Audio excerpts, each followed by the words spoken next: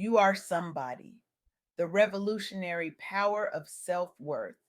Have you ever stood in front of a mirror and wondered if you're enough, if what you bring to the table matters, if anyone would notice, if you just disappeared? These questions haunt so many of us, silently eroding our confidence and dimming our light. I recently had the extraordinary privilege of interviewing Aquila Smith, a visionary whose work has transformed countless lives through a simple yet profound message.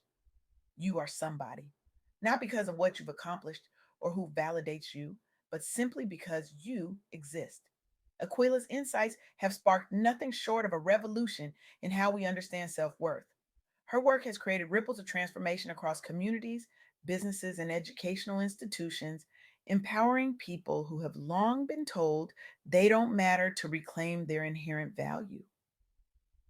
The mirror doesn't lie, but sometimes our perception does. We look at our reflection and see only flaws, failures, and shortcomings. We measure our worth against impossible standards and find ourselves wanting. But what if we've been asking the wrong question all along? What if instead of asking, am I enough? We started declaring, I am somebody. Three words, so simple, yet so revolutionary. I remember watching a group of executives file into a conference room once. You could practically see the invisible hierarchy. Who mattered most? Who barely registered? The CEO strode in last, commanding attention without saying a word. And I thought, that's power. But is it? Is being seen by others really the measure of our worth? Aquila Smith would argue absolutely not. And after our conversation, I'm inclined to agree.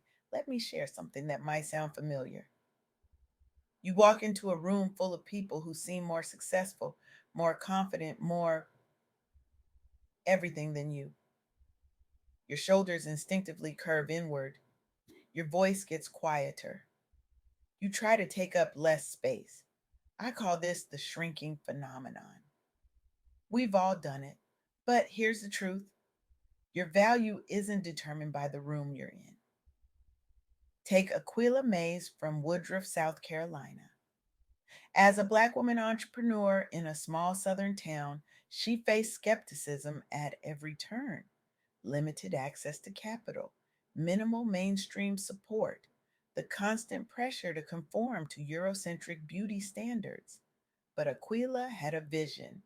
She started styling hair in her living room, specializing in natural hair care and braiding. People told her it wouldn't work, that she needed to offer more conventional styles to succeed. You know what she did? She doubled down on authenticity. She didn't just open a salon, she created Stitched and Styled, a sanctuary where Black women could embrace their natural beauty. She offered workshops. She mentored young stylists. She built a community. Today, her business is a thriving hub for beauty and self affirmation. Young Black girls visit her salon and leave standing taller, seeing their natural hair as beautiful, not something to be fixed. All because one woman decided, I am somebody. My vision matters. This is what happens when we claim our worth. We don't just transform our own lives, we create ripples that change entire communities. But let's be honest, claiming your worth isn't always easy. Society has sophisticated ways of telling certain people they don't matter. Sometimes the message is subtle, being overlooked for promotions despite your qualifications. Sometimes it's overt, being told explicitly that people like you don't belong in certain spaces. The question isn't whether these messages exist. The question is, will you believe them? Tony Aquila didn't. As a first generation American with a blue collar background, he founded Solera Holdings in 2005. The established players in risk management and asset protection software probably didn't lose much sleep over this newcomer. They should have. Tony believed he could disrupt an entire industry. He focused on innovation, strategic acquisitions, building a diverse, resilient workforce. People questioned his business model. They doubted his vision. But Tony kept saying, I am somebody. My ideas matter.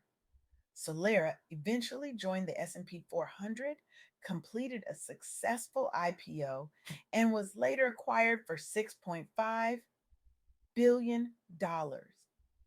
The company expanded to 88 countries and set new standards in digital identity management, all because one person refused to let external validation define his worth.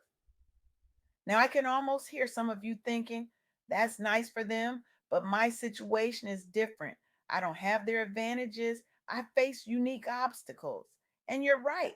Your journey is uniquely yours. The obstacles you face are real. I would never suggest otherwise. But here's what Aquila Smith emphasized in our interview: your journey, no matter how unconventional, is proof of your worth and potential, not evidence against it. Consider Fame, a business unit of Aquila that partners with post secondary schools. For over 45 years, they've supported students from marginalized communities who struggle with access to resources and recognition. These students often hear the message that higher education isn't for people like them, that they don't belong in academic spaces, that their dreams are too big. Fame provides tailored support, guidance, and advocacy to help these students navigate financial aid and achieve their educational goals. The result? Thousands have completed their programs and advanced to successful careers, breaking cycles of doubt and disadvantage that sometimes span generations. Their success isn't despite their unconventional paths, it's because of the unique perspective and determination those paths cultivated. As Aquila Smith so powerfully stated, your adversity isn't your enemy, it's the training ground for your resilience. But let's get practical. How do we move from understanding this intellectually to embodying it daily? How do we claim our worth in a world that may not readily affirm it? It starts with a daily practice. Look in the mirror each morning and say it out loud: I am somebody. Not because of what you've accomplished, not because of who validates you, but simply because you exist. Feel awkward? Good. Growth rarely happens in our comfort zones. Next, take one bold step toward a dream you've been holding back on. Apply for that position, even if you don't meet all the requirements. Share that idea in the meeting, even if your voice shakes. Start that business, even if no one in your family has ever been an entrepreneur. Sure. Remember Aquila May starting her hair salon in her living room? That was her bold step. Remember Tony Aquila launching Solera against established competitors? That was his. What will yours be? As you take these steps, you'll face resistance, both external and internal. The world may question whether you belong. Your own mind may fill with doubts. When this happens, remember, your authenticity is your superpower. In a world of copies, the original stands out. Aquila Smith emphasized this repeatedly in our interview. Embracing your uniqueness and authenticity is a powerful act of self liberation that can inspire others and open doors for your career, community, and legacy. We're not talking about surface level be yourself advice here. We're talking about a radical reclamation of your inherent worth that fundamentally changes how you move through the world. When you truly believe, I am somebody, you stop seeking permission to exist. You stop apologizing for taking up space. You stop shrinking to make others comfortable, and something magical happens. You create space for others to do the same. This is perhaps the most beautiful part of claiming your worth. It's contagious. When you stand in your power, you silently grant permission for others to stand in theirs. I've seen this happen in workplaces, in families, in communities. One person decides, I am somebody, and suddenly others start standing taller too. This is how movements begin. This is how cultures shift. This is how we create a world where everyone's inherent worth is recognized and celebrated. But let me be clear, claiming your worth isn't about toxic positivity or denying real challenges. It's not about pretending discrimination doesn't exist or that systemic barriers aren't real. It's about refusing to let those external realities define your internal worth. It's about saying, yes, these obstacles exist, and yes, I am still somebody. As we conclude today, I want to leave you with a challenge. For the next 30 days, look in the mirror each morning and say, I am somebody. Say it until you believe it.